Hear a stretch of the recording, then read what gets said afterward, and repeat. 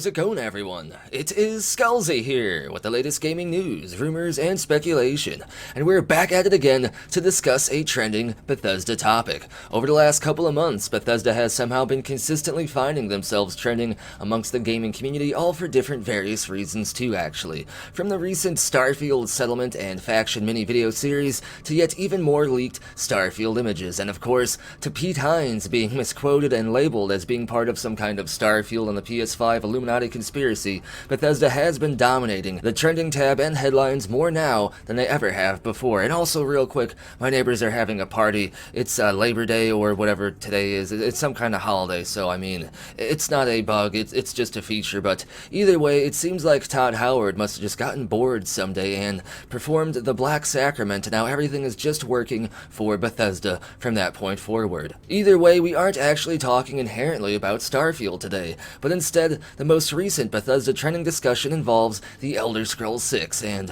whether or not it's confirmed that The Elder Scrolls 6 will be an Xbox and PC exclusive, much like Starfield, which was recently confirmed for like the 7th time that it is indeed launching on the Xbox and the PC as an exclusive, which most, if not all of this, was already assumed and straight up confirmed a long time ago numerous times, but still a rather large and vocal portion of the community still insists there is hope for not only Starfield to be on the PS5, but also The Elder Scrolls 6 as well. And seeing how Xbox literally just said themselves that Starfield will not launch on the PS5, people shifted the discussion over to The Elder Scrolls 6 naturally, because I guess why not, of course. And I suppose in an attempt to understand where they're coming from, I actually kind of get it. If you play 100% of your games on the PlayStation, and if you happen to be a die-hard Bethesda fan, then I totally get wanting to believe any shred of evidence that you can find that supports you being able to play the games that you want to play on the console you want to play them on. And the wording used here, even in the more recent Xbox statement, does seem to focus rather on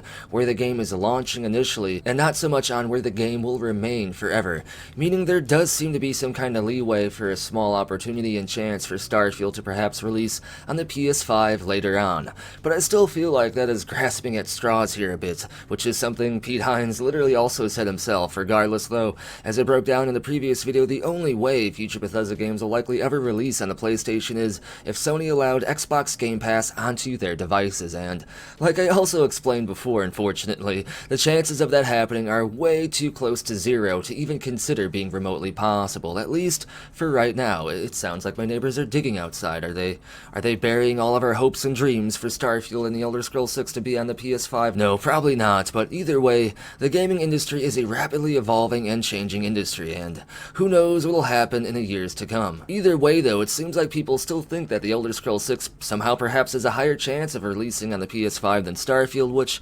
might be true, but still, don't get your hopes up. The Elder Scrolls 6 will most likely be an Xbox and PC exclusive, and seeing how PC is basically dominated by Microsoft as well, it's literally a Microsoft exclusive, which places The Elder Scrolls 6 in an actual rather peculiar and unique scenario. The Elder Scrolls 6 has a very high chance at perhaps being the highest selling exclusive game ever, only overshadowed by a few Nintendo first-party titles, and if we use this master conjuration spell known as Summon Daedric charts and graphs, we can discover evidence to help support this. Skyrim, the most recent single-player Elder Scrolls game, still after like 10 freaking years, is literally the 16th best-selling game of all time as of March 2021, and according to this Wikipedia list here, which isn't dated for some reason, Skyrim is the 18th best-selling game of all time, tied with a couple other games as well. And what gets even more exciting is the majority of these top best-selling games of all time are either multi-platform or Nintendo exclusives, with the exception of a few anomalies like Tetris here on mobile, which, I mean, it's Tetris. That game has been around for so long now. And using this chart created by Colt Eastwood, we can see just how small the PlayStation sales would be in terms of a game like Starfield and The Elder Scrolls 6 anyway. If they were indeed exclusive to Microsoft platforms, they could potentially lose between 6.8% to 28% of sales that could come from the PS5 and the PS6 or whatever else. However, with Microsoft funding for improved game design and engine overhauls, combined with a much larger advertisement fund for these games, The Elder Scrolls 6 specifically could have a very good chance at more than making up for the lost potential PlayStation revenue, just off of the already exciting and expanding Xbox and PC demographic, as well as the success and growth of Game Pass, as TES 6 will no doubt launch day one in Xbox Game Pass, just like Starfield as well.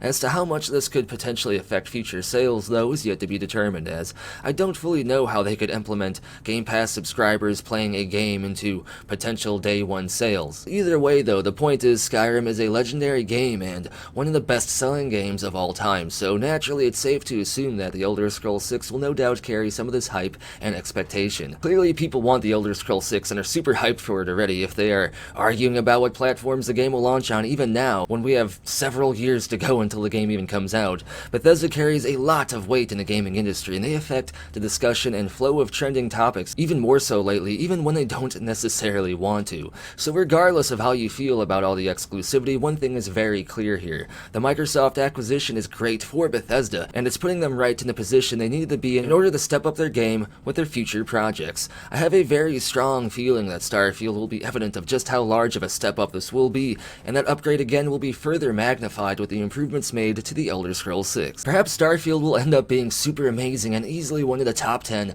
best-selling games of all time. Free of bugs, free of microtransactions, plenty of Aurora space fish skooma, and yeah, I know, I might be dreaming here just a little bit, but play along. It could happen anyway, and the thing that I'm trying to say here is if it does, maybe Starfield's potential massive success could be the very catalyst needed to get Sony's attention, making them even more open to further discussion about allowing Xbox Game Pass onto the PS5 and beyond, or maybe even allowing some kind of trade of exclusive titles. Say, some of the big Sony first-party exclusives could be on Xbox and PC, and some Bethesda games could in turn be on PlayStation.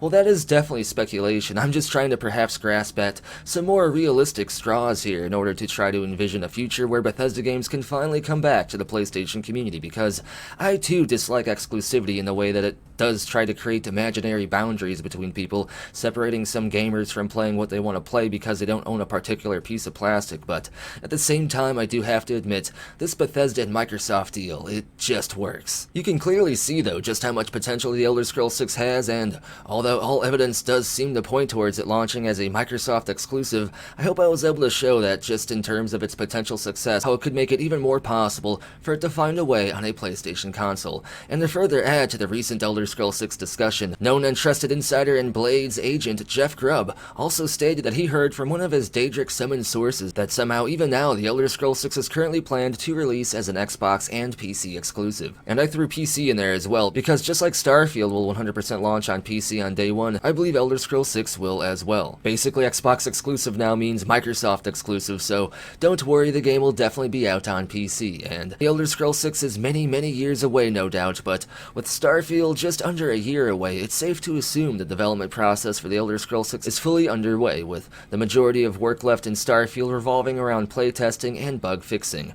With that in mind, it's totally possible that Jeff Grubb heard this from one of his sources, and again, it would make even more sense if The Elder Scrolls 6 was planned as a Microsoft exclusive right out of the gate this early on in the dev process, considering everything else I broke down in today's video. It seems wherever Xbox Game Pass goes, Bethesda and The Elder Scrolls 6 will go as well, and seeing how Sony will probably never allow Xbox Game Pass onto their systems, the only chance right now that there seems to be for Starfield and The Elder Scrolls 6 to be on Sony systems again is basically to just be massively successful and force their hand, but that's just a theory. Only time will tell one way or another. Either way, I'm super hyped Bethesda has the support of a giant like Microsoft though, and that only means good things for both Bethesda and the future of gaming in the years to come. Either way, that's going to finish up today's video. As always, if you enjoy the content, be sure to give the video a thumbs up and subscribe so you can stay in the know when it comes to the latest news. And if you're already subscribed, make sure you still are subscribed, because according to recent comments, YouTube does randomly unsubscribe people for some chaotic reason, I guess. And if you want to help grow the channel and the community, be sure to share the video, as sharing content is the best way a community can help grow a channel and the community itself. And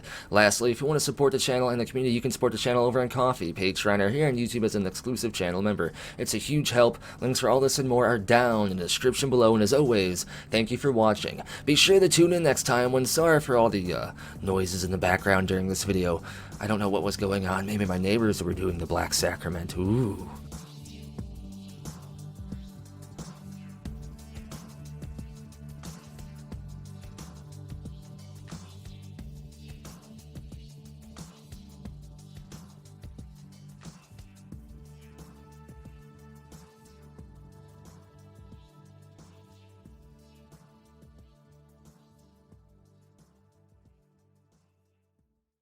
It just works.